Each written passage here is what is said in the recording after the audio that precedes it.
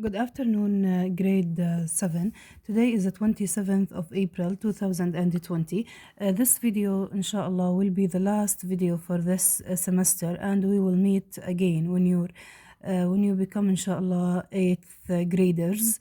Shabab Sabaya, today we're going to talk about the compound sentences, which is a type of sentences. You know, we have simple sentences, compound complex, and so on. We have different types of sentences.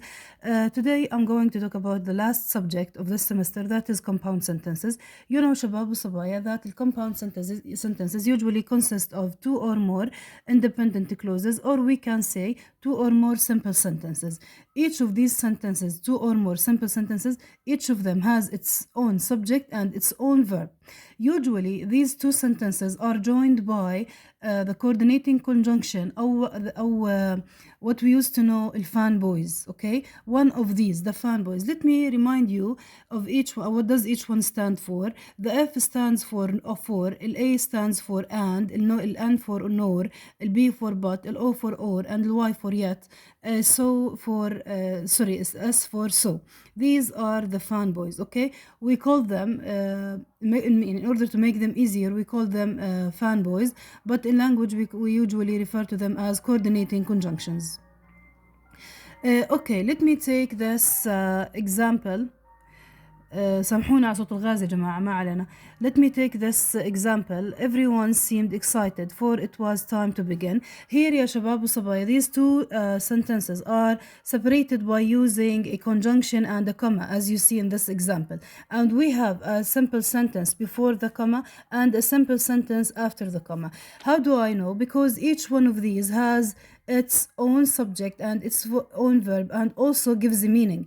Everyone is the first subject, seemed is the verb, excited. If I take it alone out of the sentence, it will give meaning. So it is independent sentence, or it is a simple sentence. Okay, everyone اللي هي a simple sentence with only اللي SV simple sentence, a subject and a verb.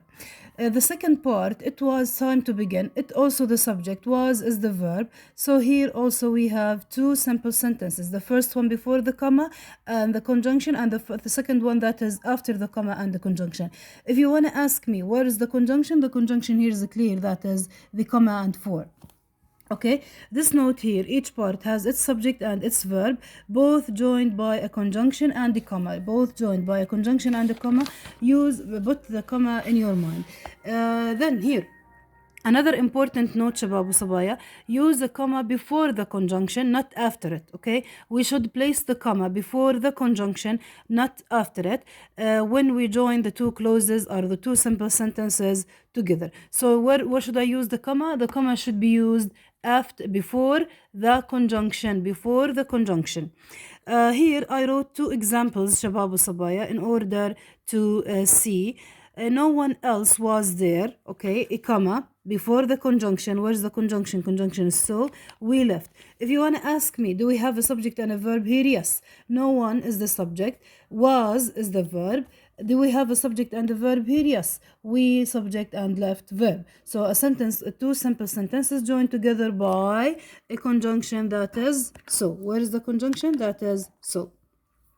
In the second example, the water was cold, okay, comma, yet it looked inviting. Also, yet was one of the fanboys, or one of the coordinating conjunctions.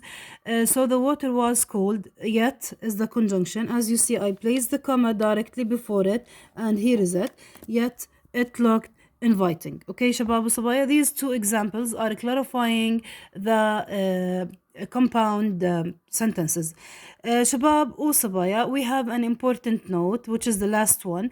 Never mix between the compound sentences with simple sentences with compound verbs. We have in language, miss, something called compound sentence. We have in language something called simple sentence with compound verbs. What do you mean by compound sentence? I explained it already. You can backward to the notes. As here, miss, simple sentence with compound verbs, just like when we're using, miss, two verbs with a subject. Here, the best example, Mary doesn't like golf. Okay, here, miss, Mary is the subject, doesn't like is V number one, but but she likes football. This is miss subject number 2 and likes V2. So this is miss what? This is a compound sentence. This is a compound sentence. As for Shababu Sabaya, as for the compound simple sentence with compound verb, okay, simple SSVV, that means simple sentence with compound verb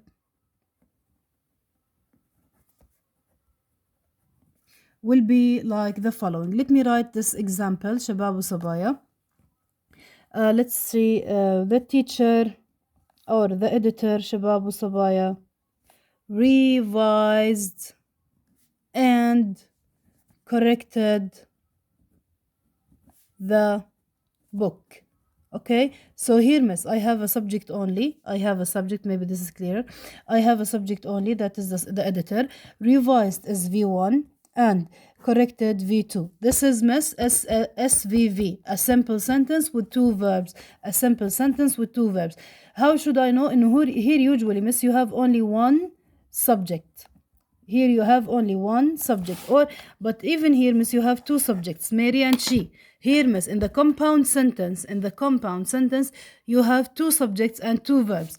In the SVV sentence, that is simple with two verbs, you have only a subject with two verbs. Never mix between them. One subject with two verbs with two subjects, two verbs with two subjects. Okay, Shabab Sabaya, this is all.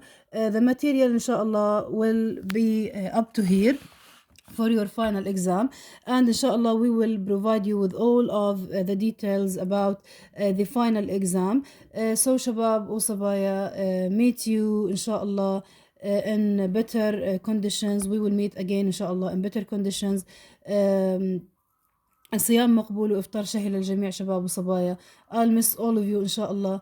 وإذا الله أحيانا وخلانا miss, we will meet together be grade 8 when you become 8th graders. Love you all and gonna miss all of you, believe me. Bye bye شباب وصبايا.